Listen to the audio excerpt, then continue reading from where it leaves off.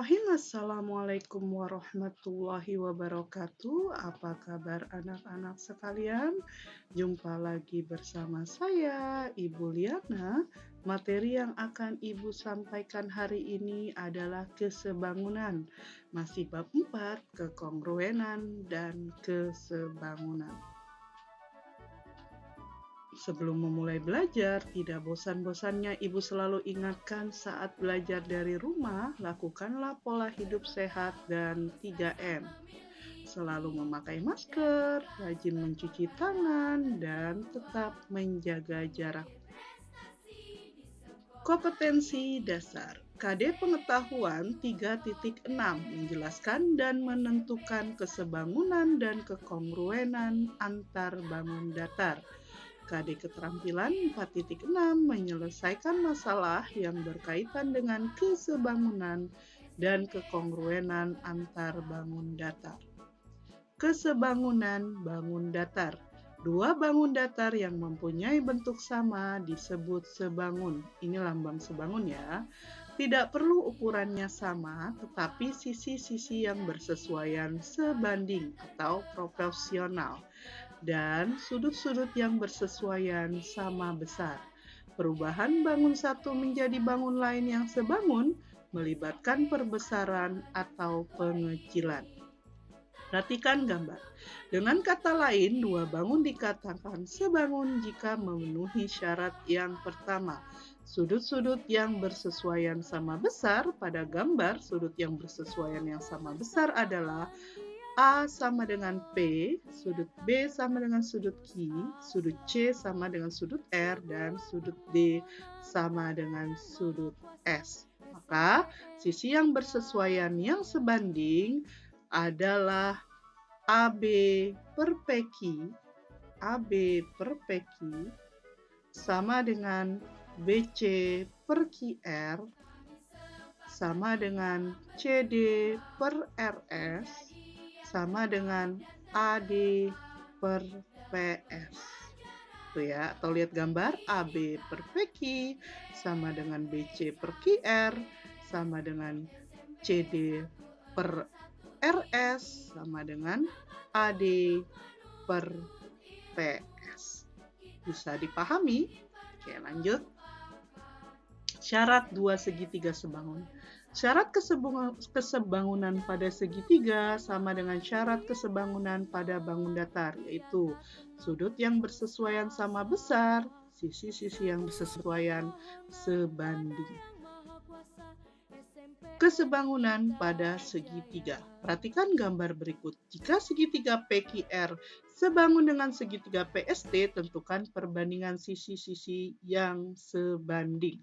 Oke, pasangan sudut yang bersesuaian sama besar pada segitiga PQR dengan segitiga PST yaitu pertama, sudut P pada PQR sama dengan sudut P pada PST karena berhimpit, gitu ya.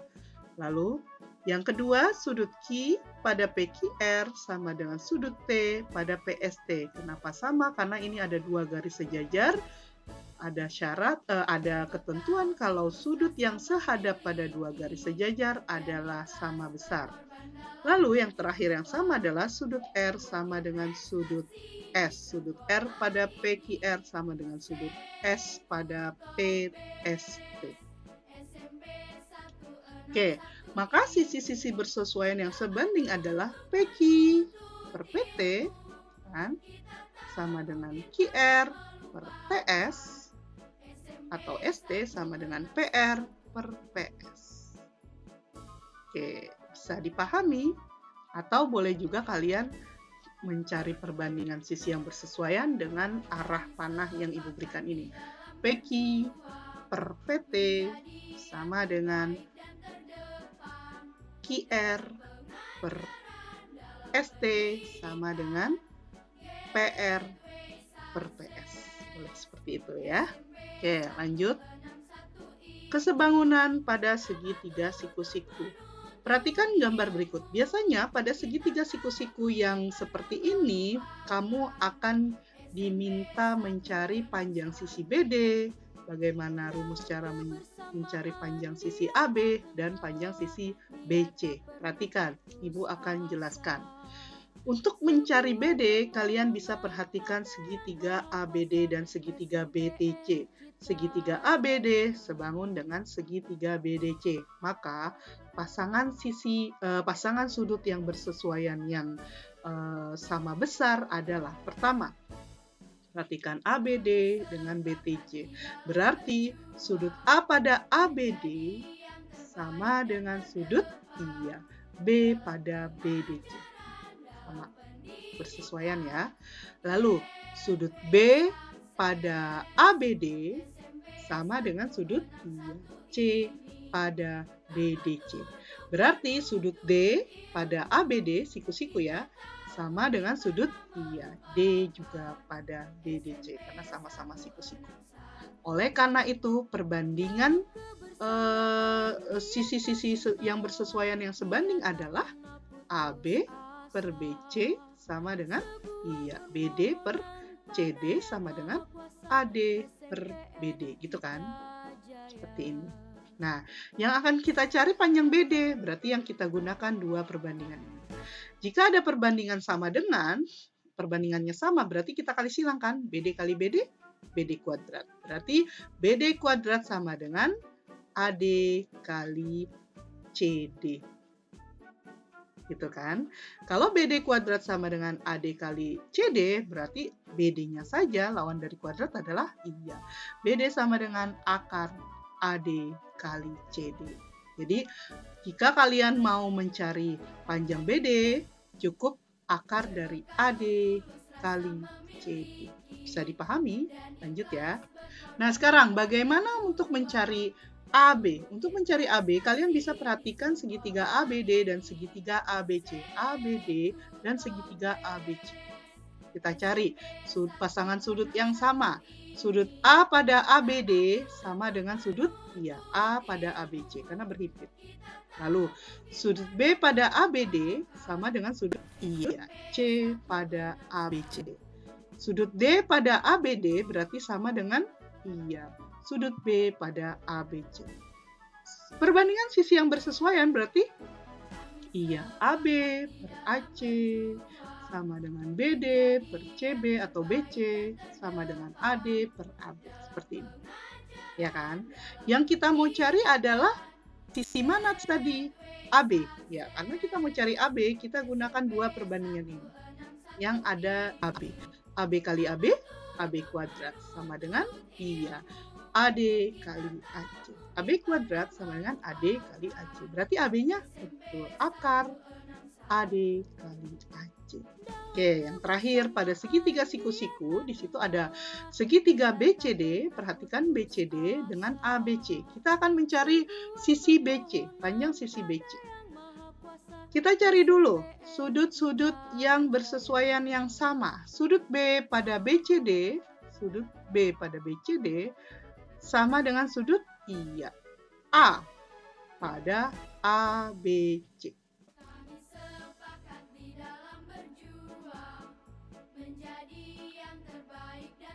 Lalu sudut C pada pada BCD sama dengan sudut sudut C pada ABC. Dan terakhir sudut D pada BDC sama dengan sudut B pada ABC. Maka sisi-sisi yang bersesuaian yang sama, yang sebanding adalah BC per AC sama dengan CD per BC atau CB sama dengan BD per AB. Seperti ini. Nah, karena kita mau cari panjang BC, berarti kita gunakan dua perbandingan ini. BC per AC sama dengan CD per BC. Kali silang, maka BC kuadrat sama dengan CD kali AC. Jika BC kuadrat sama dengan CD kali AC, berarti BC sama dengan akar CD kali AC.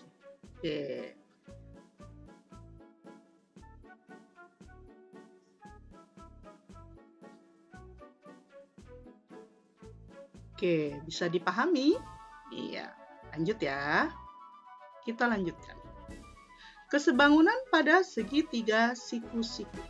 Nah, Bisa juga menggunakan arah ya, karena tadi kita sudah buktikan, berarti untuk mencari BD rumusnya adalah akar dari AD kali CD. Nah, untuk memudahkan kalian. Nah, untuk mencari AB, berarti rumusnya tadi akar dari AD kali AC, pakai arah. Nah, biar gampang kalian memahaminya ya. Nah, untuk yang terakhir, untuk mencari BC, berarti rumusnya akar dari CD kali AC. Seperti ini. Nah, ini untuk mempermudah kalian mencari panjang sisi BD, AB, dan BC. Lanjut ya. Contoh soal yang pertama. Perhatikan gambar.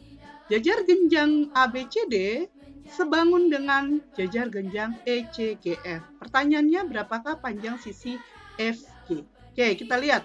Pada gambar, perbandingan sisi sisi yang perbandingannya sama, yaitu AB per FG sama dengan AD per E. Gitu kan? Nah, pada soal, AB-nya berapa tuh? 30 per FG sama dengan 20 per 12. Maka kali silang kan? Maka FG kali 20 sama dengan 30 kali 12. Berarti FG-nya sama dengan 30 kali 12 bagi 3. FG sama dengan 30 kali 12 bagi 20. Nah, ini kan bisa sama-sama bagi 10 berapa? 2. 12 bagi 2? 6. 6 kali 3? Maka FG sama dengan 18 cm. Contoh soal yang pertama bisa dipahami? Lanjut ya. Contoh soal yang kedua. Perhatikan gambar. Jika panjang AB 21 cm, berapakah panjang BE? Diketahui AB 21, kamu disuruh cari BE. Untuk mencari BE berarti kita harus mencari panjang AE, gitu kan? Oke, kita lanjutkan pembahasan.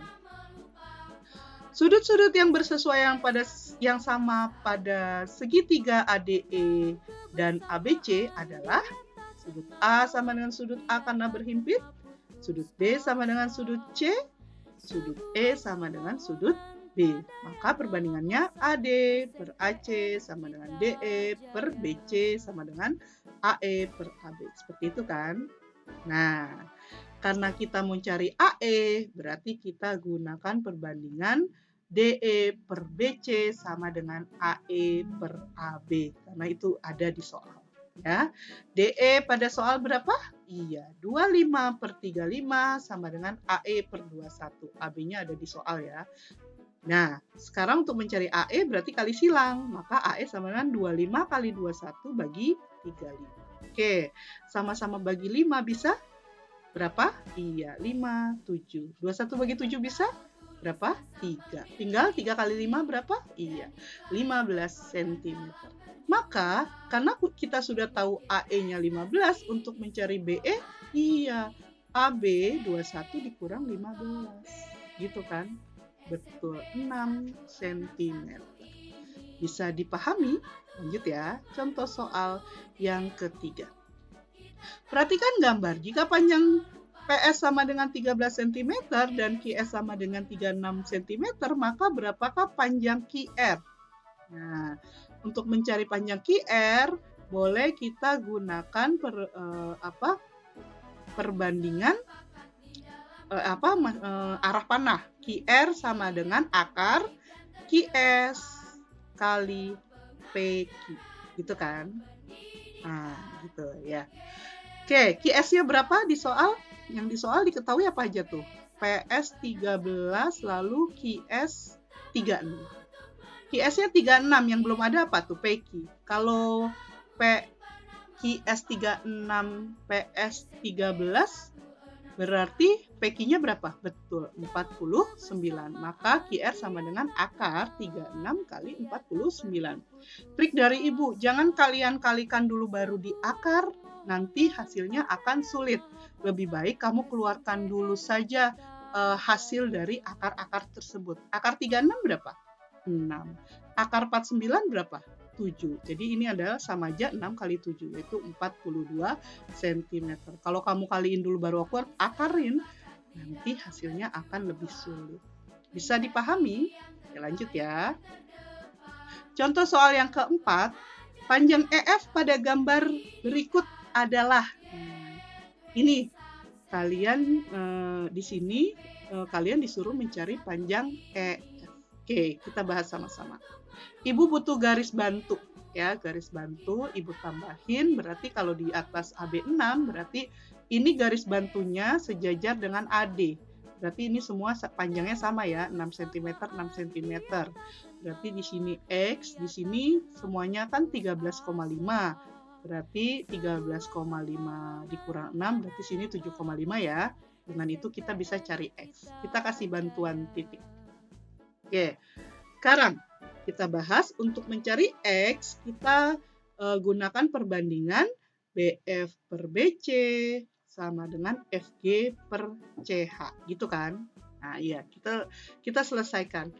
Maka 2/5 sama dengan X per 7,5. Nilai X berarti, iya, 2 kali 7,5 dibagi 5. 7,5 kali 2, iya, 15 bagi 5, betul. Atau sama-sama bagi 2,5 bisa ya. 3, 2 bagi 2 habis, tinggal, ya maka X 3 cm. Berarti panjang EF sama dengan 6 tambah X. Berarti 6 tambah 3, 9 cm. Bisa dipahami? Oke. Demikian yang dapat Ibu sampaikan hari ini. Semoga bisa dipahami dan bermanfaat untuk kalian. Assalamualaikum warahmatullahi wabarakatuh.